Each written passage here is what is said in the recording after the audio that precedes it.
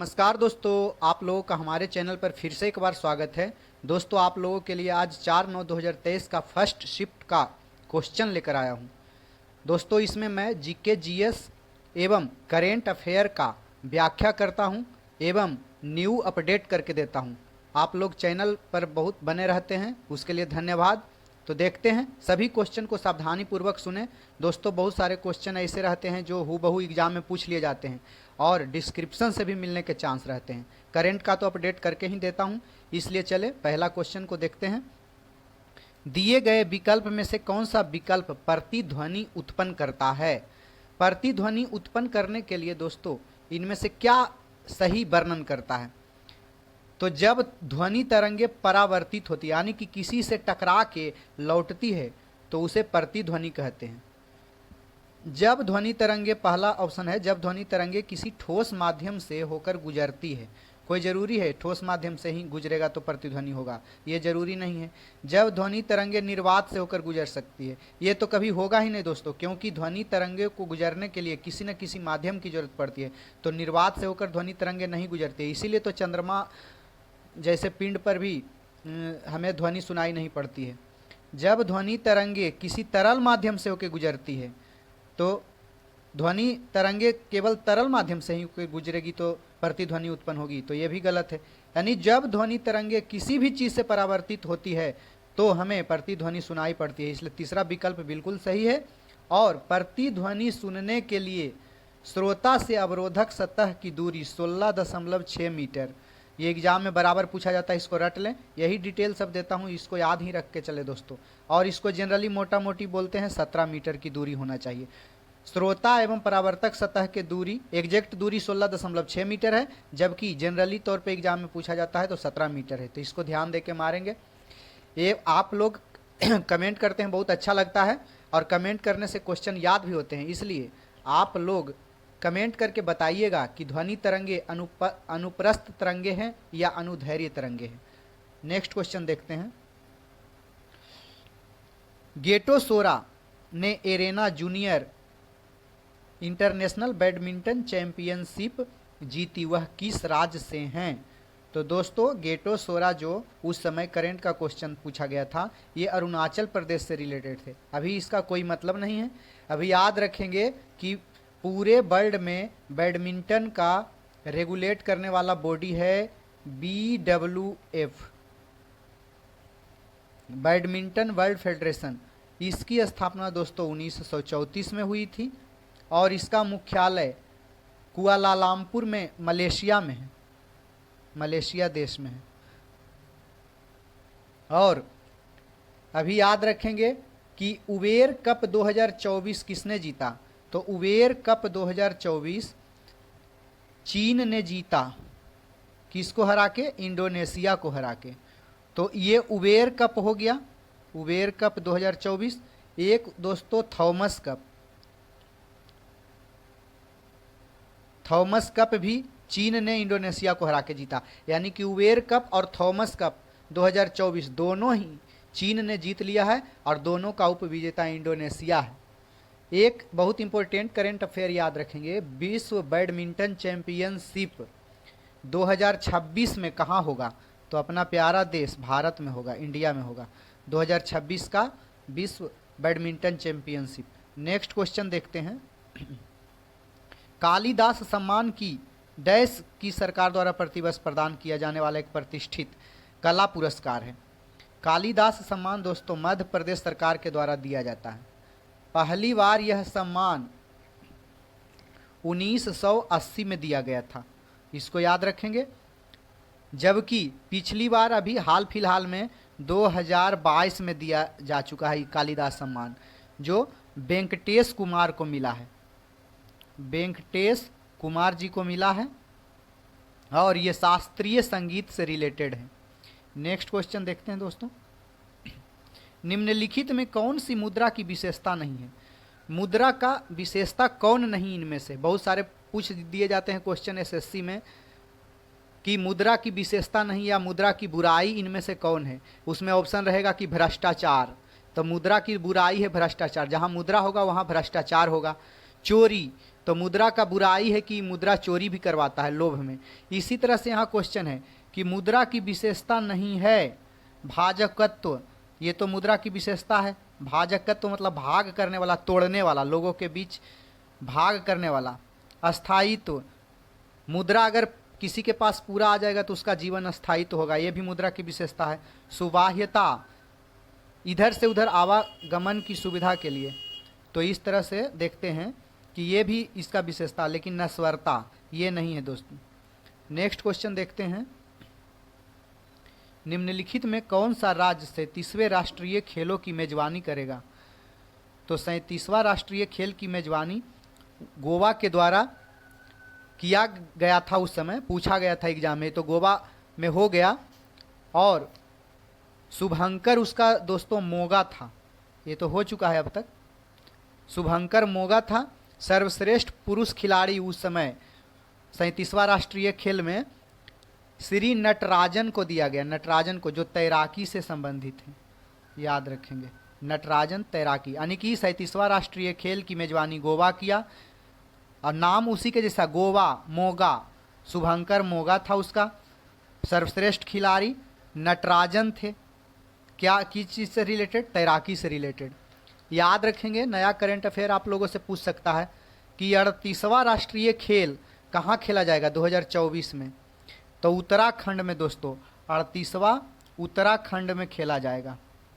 जबकि 39वां 2025 में कहाँ खेला जाएगा? मेघालय में।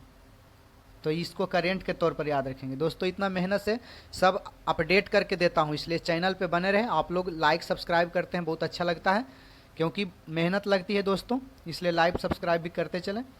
और आपको इसी तरह से डिटेल प्रोवाइड करते रहूँगा, सभी सेट का व्याख्या करते रहूँगा। नेक्स्ट क्वेश्चन देखते हैं, बाल विवाह निषेध अधिनियम निम्नलिखित में से किस वर्ष पारित किया गया था? बाल विवाह निषेध मतलब बाल विवाह के मनाही के लिए, कि बाल विवाह नहीं होगा, इसके लिए 1929 में नियम बनाया गया था, अधिनियम पारित हुआ था। उसमें पहले लोग क्या करते थे दोस्तों, कम ही एज में 10 साल में 12 साल में लड़के लड़कियों का शादी कर देते थे। इसी क्रम में बाल विवाह निषेध अधिनियम 1929 आया, जो कहा कि अगर कोई लड़की 14 साल से कम उम्र की रहेगी या फिर लड़का 18 साल से कम उम्र का शादी होगा तो उसे बाल विवाह निषेध अधिनियम के तहत उस पर केस दर्ज होगा, गार्जियन पे, माता पिता पे। इस पुराने कानून को 1929 के पुराने कानून को 2006 के कानून के साथ बदल दिया गया। अभी लड़की को 18 साल से कम एज में शादी नहीं करना है, जबकि 21 साल से कम एज में लड़का का शादी नहीं करना है। तो अभी नया हो गया 18 और 21, पहले था 14-18 1929 के अधिनियम के तहत, जबकि 2006 के अधिनियम के तहत 18-21 साल हो गया। नेक्स्ट क्वेश्चन देखते हैं। आप लोग सेट भी सुनते होंगे दोस्तों, बहुत सारे सेट देखिए, कंपेयर करके कितना बढ़िया से कहाँ पे कराया जाता है, उसी का सेट हमेशा पढ़ें। क्वेश्चन रहता है मेरा दोस्तों, बहुत प्रयास रहता है कि जितना डिटेल और उससे रिलेटेड की फैक्ट बताऊं और करेंट अफेयर को अपडेट करके दूं, इसलिए चैनल पे बने रहें। Born again on the mountain, a history of losing everything and finding it back. Born again on the mountain, इतना ही याद रखें दोस्तों, याद रखने के लिए कि बोर्न, मैं चाहती हूँ कि फिर से मतलब पैदा हूँ माउंटेन में ही। माउंटेन, अरुणिमा सिन्हा, अरुणिमा सिन्हा ये पहली भारत की विकलांग महिला है जो कि एवरेस्ट शिखर पे चढ़ी है। तो बहुत बार क्वेश्चन ऐसे डायरेक्ट पूछ लिया जाता है कि भारत की पहली विकलांग महिला जिन्होंने हिमालय पर्वत एवरेस्ट, माउंट एवरेस्ट को फतह किया था, अरुणिमा सिन्हा, याद रखेंगे। सबसे पहले 1953 में एडमंड हिलेरी और तेंजिंग नोर्गे ने एवरेस्ट शिखर पर चढ़ाई की। एक सर्वेक्षक थे, वो एवरेस्ट करके नाम उनका था, उन्हीं के नाम पे वो सबसे पहले ऊंचाई मापे थे, इसलिए उन्हीं के नाम पे सबसे ऊंची चोटी, हिमालय की ऊंची चोटी का नाम माउंट एवरेस्ट कर दिया गया। संतोष यादव लगातार 2 बार माउंट एवरेस्ट फतह करने वाली जो है महिला हैं। बछेंद्री पाल ये दोस्तों सबसे पहला बार माउंट एवरेस्ट फतह किए थे महिला में। नेक्स्ट क्वेश्चन देखते हैं। 8 अप्रैल 1929 को निम्नलिखित में से किन 2 क्रांतिकारियों ने केंद्रीय विधानसभा में बम फेंका था। तो दोस्तों 8 अप्रैल 1929 को भगत सिंह एवं बटुकेश्वर दत्त ने केंद्रीय विधानसभा में एक प्रतिकूल विधेयक के विरोध में 2 गो बम फेंक दिया था। ये बम फेंकने का उद्देश्य किसी को जान मारना नहीं था, बल्कि अंग्रेज सरकार तक अपनी आवाज़ पहुंचाना उद्देश्य था। इसीलिए बोले थे भगत सिंह कि बहरों को सुनने के लिए धमाके की ज़रूरत पड़ती है। और 23 साल की उम्र में लाहौर षड्यंत्र केस में भगत सिंह को मौत की सज़ा सुनाई गई। दोस्तों सैंडर्स की हत्या के लिए सैंडर्स की हत्या के मामले में जो है राजगुरु भगत सिंह एवं सुखदेव सिंह को फांसी की सज़ा सुनाई गई और जेम्स स्कॉट की जगह सैंडर्स को लाला लाजपत राय के मृत्यु का दोषी मान लिया गया। मतलब जेम्स स्कॉट ने लाठी चलवाया था लाला लाजपत राय पे, तो समझ लिए लोग सैंडर्स को और उसी को मतलब मार दिए। इस वजह से इनको राजगुरु भगत सिंह और सुखदेव सिंह को फांसी दे दिया गया। राज्य चुनाव आयुक्त की नियुक्ति कौन करता है? दोस्तों कभी कभी बोलने में कुछ मिस्टेक हो जाता है लगातार क्वेश्चन कराने में, इसलिए बाद में मैं सुधार देता हूं, कमेंट बॉक्स में पिन भी कर देता हूं, इसलिए कभी कभी कुछ गड़बड़ हो जाता है तो कमेंट बॉक्स को ध्यान देंगे। राज्य चुनाव, क्योंकि दोस्तों इंसान गलती इंसान से ही होती है, इसलिए मैं कोई भगवान नहीं हूँ। राज्य चुनाव आयुक्त की नियुक्ति कौन करता है? तो राज्यपाल करता है। दोस्तों राज्य में जितने भी चुनाव होते हैं उसको रेगुलेट करने के लिए राज्य चुनाव आयोग होता है और उसकी राज्य चुनाव आयुक्त जो होते हैं उसकी नियुक्ति राज्यपाल के द्वारा किया जाता है, जबकि जो भारत सरकार में चुनाव आयुक्त होते हैं उनकी नियुक्ति राष्ट्रपति के द्वारा की जाती है। अच्छा, चुनाव आयोग भारतीय संविधान के 324 अनुच्छेद में वर्णन है चुनाव आयोग का। चुनाव आयोग की नियुक्ति चुनाव आयुक्त की नियुक्ति राष्ट्रपति के द्वारा किया जाता है। 6 वर्ष या वो जॉब करेंगे या अपने उम्र के 65 वर्ष तक करेंगे उनका। अभी वर्तमान में राजीव कुमार चुनाव आयुक्त हैं भारत के और ये 2022 से अपने पद पे कार्यरत हैं। 2022 से आप या कमेंट करके बताइएगा कि भारत के पहले चुनाव आयुक्त कौन थे।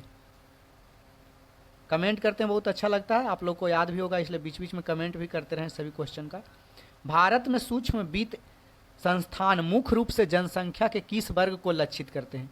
तो भारत में सूक्ष्म वित्त संस्थान जो होते हैं जैसे बहुत सारे होते हैं, MSME, micro small and medium जो होता है इंडस्ट्री, एमएसएमई, ये सब दोस्तों छोटे छोटे चीज़ को प्रमोट करता है, छोटे छोटे गरीब कम आय के लोगों को प्रमोट करता है। यही कह रहा है कम आय वाले व्यक्ति और छोटे व्यवसाय को भारत में सूक्ष्म वित्त संस्थान मुख्य रूप से जनसंख्या के किस भाग को लक्षित करते हैं? तो कम आय वाले व्यक्ति और छोटे व्यवसाय को। बड़े निगम उच्च आय वाले व्यक्ति सब को ये सब प्रमोट नहीं, इसका नाम ही है दोस्तों ऐसे संस्थान, छोटे छोटे वित्त संस्थान उसी को प्रमोट करते हैं। नेक्स्ट क्वेश्चन देखते हैं।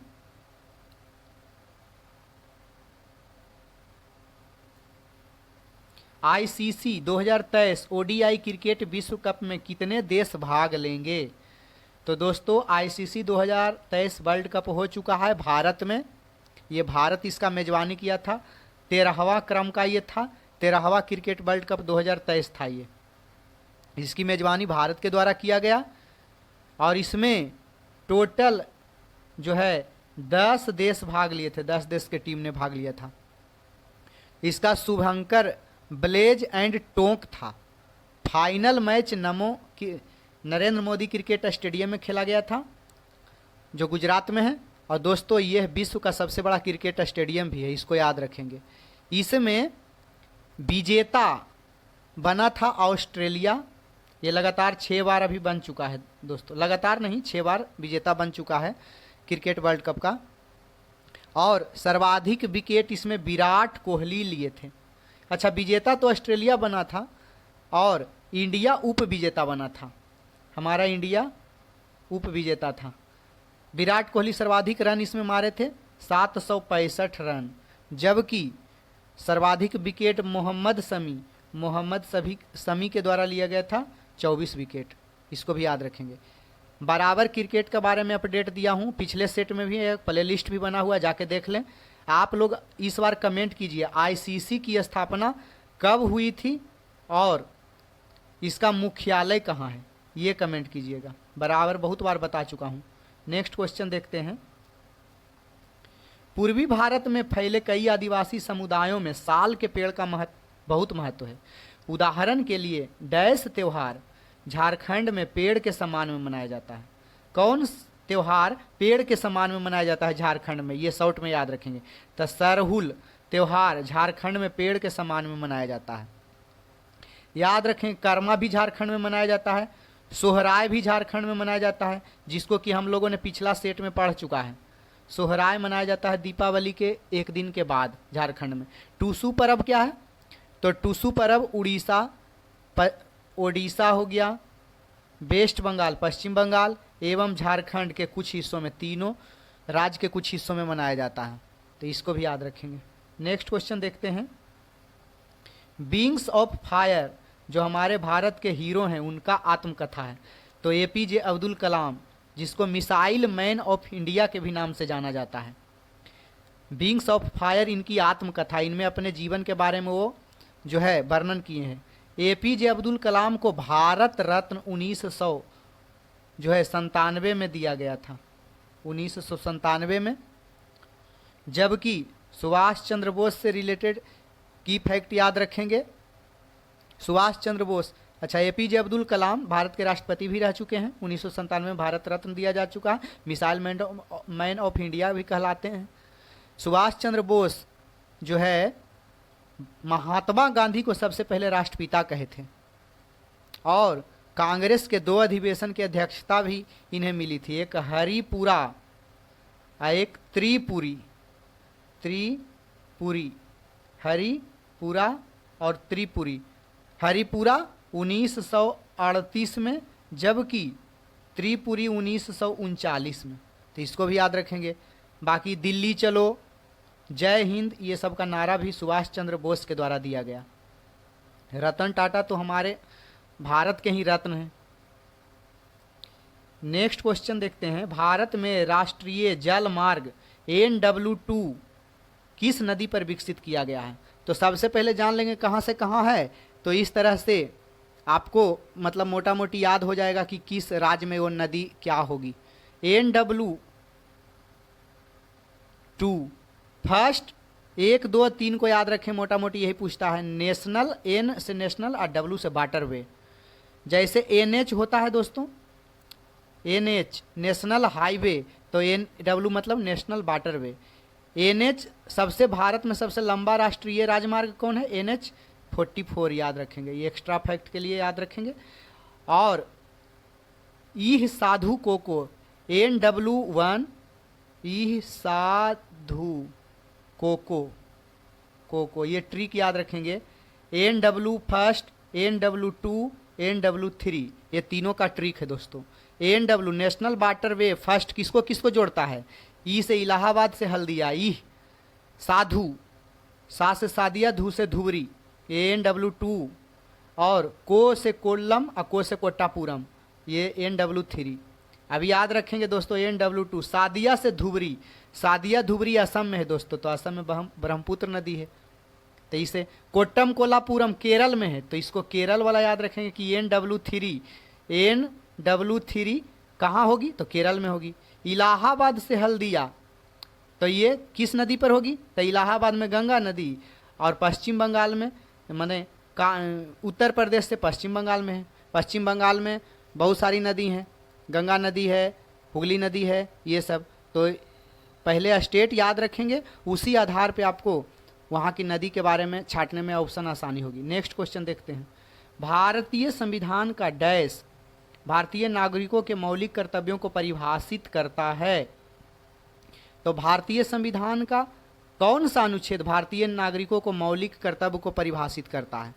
तो दोस्तों अनुच्छेद 51(1) में जो है मौलिक कर्तव्य को परिभाषित किया गया है कि भारतीय नागरिकों को मौलिक कर्तव्य इससे मिलेगा।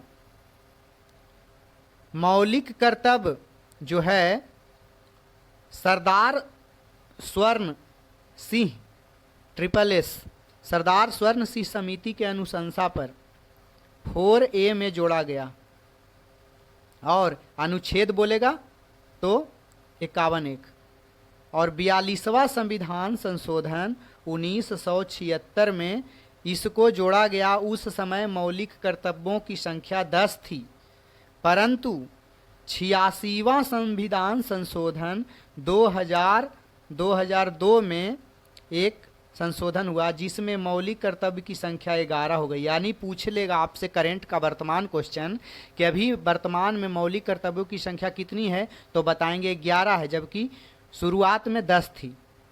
अब आप लोग याद कमेंट करके एक क्वेश्चन बताइएगा कि 11वां मौलिक कर्तव्य कौन है। हिंट के तौर पर बता देता हूं कि माता पिता को अपने बच्चों के प्रति वह कर्तव्य करना है। आप लोग कमेंट करके बताइएगा। नेक्स्ट क्वेश्चन देखते हैं। निम्नलिखित में से छऊ नर्तक या उस नर्तकी को पहचान कीजिए जिसे संगीत नाटक अकादमी पुरस्कार 2021 जो है वो 2023 में दिया गया, फरवरी 2023 में। यानी 2021 का पुरस्कार फरवरी 2023 में दिया गया। 21 में दोस्तों कोरोना का ही ये था, इस वजह से नहीं दिया गया, वो फरवरी 2023 में दिया गया, भुवन कुमार को दिया गया। छऊ कहाँ का नृत्य है दोस्तों? तो छऊ याद रखेंगे वेस्ट बंगाल के कुछ हिस्सों में, उड़ीसा के कुछ हिस्सों में और झारखंड के कुछ हिस्सों में मनाया जाता है छऊ नृत्य। शास्त्रीय नृत्यों की संख्या कुल 8 है दोस्तों, बहुत बार पूछ दिया जाता है। जैसे ओडिसी हो गया, भरतनाट्यम हो गया, सतारिया हो गया, जो नया शास्त्रीय नृत्य है असम का सतारिया नृत्य, इसको याद रखेंगे। अभी पूछेगा कि नया शास्त्रीय नृत्य वर्तमान में शास्त्रीय नृत्य का दर्जा किसे दिया गया था? असम के सतारिया को। तो शास्त्रीय नृत्यों की संख्या 8 है। छऊ के कलाकार की अगर बात करें और भी, ये तो भुवन कुमार हैं, मकर ध्वज दरोधा एवं पंडित गोपाल प्रसाद, ये सब भी छऊ के महान कलाकार हैं। नेक्स्ट क्वेश्चन देखते हैं। निम्नलिखित में कौन सी झील खारे पानी की झील है? तो दोस्तों चिल्का झील खारे पानी की झील है, ये ओडिशा में है, ओडिशा में। और यह एक तटीय लैगून झील है। टीटीकाका झील जो सबसे ऊंचाई पर नौकायन झील, इसी को बोलते हैं टीटीकाका झील। और दुनिया में सबसे ताजे पानी की झील सुपीरियर झील है। पद्मश्री पुरस्कार विजेता गुरु के कल्याण सुंदरम पिल्लई वह व्यक्ति जो एक प्राचीन परंपरा को जीवित रख रहे हैं। यानी कि इसको मोटा मोटी कहा गया है कि के कल्याण सुंदरम पिल्लई को किस क्षेत्र में उनके योगदान के लिए पद्मश्री 2023 से सम्मानित किया गया। तो किस परंपरा को जीवित रखे? तो भरतनाट्यम को जीवित रखें। भरतनाट्यम सिखाते हैं और इसका प्रशिक्षण देते हैं। अभी बताए थे दोस्तों कि भारत में शास्त्रीय नृत्यों की संख्या 8 है, उसमें मोहिनीअट्टम, भरतनाट्यम, कथकली, कुचिपुड़ी सभी आते हैं।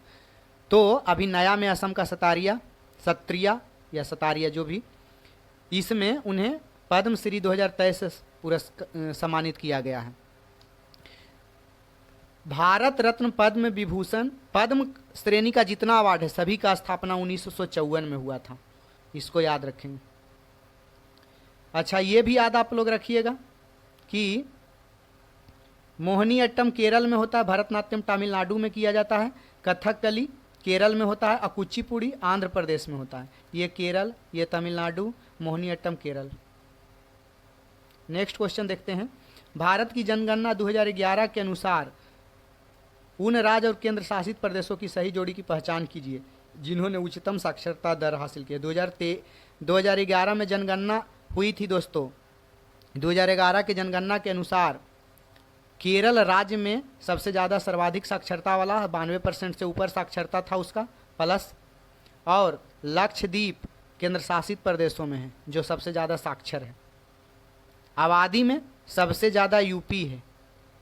सबसे पहले जनगणना दोस्तों 1872 में लॉर्ड मेयो के द्वारा किया गया, जबकि 10-10 साल पर जो जनगणना होता है 1881 में जो जनगणना करवाया गया जब से 10-10 साल रिपन के द्वारा किया गया। अभी याद आप लोग कमेंट करके बताइए भारत का जनसंख्या घनत्व कितना है। नेक्स्ट क्वेश्चन देखते हैं, निम्नलिखित में से किस भारतीय संगीतकार को गजल सम्राट कहा जाता है। तो भारत में जो है जगजीत सिंह को गजल सम्राट कहा जाता है। ऐसे गजल किंग गुलाम अली कहे जाते हैं। ये तो भारत का बंटवारा होने के साथ ये पाकिस्तान चले गए, लेकिन भारत में हमारे गजल सम्राट जगजीत सिंह हैं। और मेहंदी हसन साहब भी गजल के ही गायक हैं। पंकज उदास जिनका भी मृत्यु हो चुका है कुछ दिन पहले, तो इनका ही है। ये सॉन्ग है चिट्ठी आई है वतन से चिट्ठी आई है। बहुत बार एग्जाम में पूछ देता है कि ये सॉन्ग किस गायक का है या किस गजल सम्राट का है, तो याद रखेंगे। हिमाचल प्रदेश सरकार द्वारा डेयरी किसानों के लिए शुरू की गई योजना का नाम क्या है। तो हिमाचल प्रदेश, अच्छा गजल के याद रखेंगे। क्वेश्चन वेरी वेरी इंपॉर्टेंट याद आ गया हमको। गजल के जनक किन्हें कहा जाता है, तो याद रखेंगे अमीर खुसरो को कहा जाता है गजल के जनक। ये तूतीय हिंद के नाम से भी प्रसिद्ध है। हिमाचल प्रदेश, नेक्स्ट क्वेश्चन, हिमाचल प्रदेश सरकार द्वारा डेयरी किसानों के लिए शुरू की गई योजना का नाम क्या है। तो डेयरी किसान, दूध उत्पादक किसानों के लिए संजीवनी योजना शुरू की गई। भारत के कुछ योजनाओं का आप लोग रिवीजन कर लिए। अभी वर्तमान में हाल फिलहाल में 13 फरवरी 2024 को प्रधानमंत्री सूर्य घर योजना का स्टार्ट किया गया। इसी को पीएम सूर्योदय योजना भी बोलते हैं। अमृत धरोहर योजना जो है 5 जून 2023 को स्टार्ट किया गया। अमृत भारत स्टेशन योजना 2022 में शुरुआत किया गया। जबकि जन धन योजना, मेक इन इंडिया और स्वच्छ भारत योजना ये सब 2014 में स्टार्ट हुआ। बेटी बचाओ बेटी पढ़ाओ योजना 2015 में। सुन लें तो कुछ लिख भी लें, याद ज़्यादा रहेगा। नेक्स्ट क्वेश्चन देखते हैं। बंगाल की खाड़ी में स्थित विश्व का सबसे बड़ा डेल्टा सुंदरबन किस प्रकार की वनस्पति को दर्शाता है। तो सुंदरी वृक्ष के बहुलता के कारण उसे सुंदरबन कहा गया है। और सुंदरबन डेल्टा में मैंग्रोव वन पाया जाता है। मैंग्रोव वन क्या करता है दोस्तों, तो मैंग्रोव वन जो होता है, लहर उठता है समुद्र में, तो उस लहर को रोकने का काम करता है, तो चक्रवात से रक्षा भी करता है। तो इस तरह से नेक्स्ट क्वेश्चन देखते हैं। और विश्व का सबसे बड़ा डेल्टा सुंदरबन का डेल्टा कहा जाता है। नेक्स्ट क्वेश्चन, डैश की 2 परंपराएं हैं। कौन यहाँ नृत्य दिया गया है बहुत सारे, ये क्षत्रिय जिसको कि असम का जो है नृत्य है, जिसे 8वां शास्त्रीय नृत्य का दर्जा दिया गया है। अभी देखिए चौथा ऑप्शन उसी का बोल रहा था, क्षत्रिय।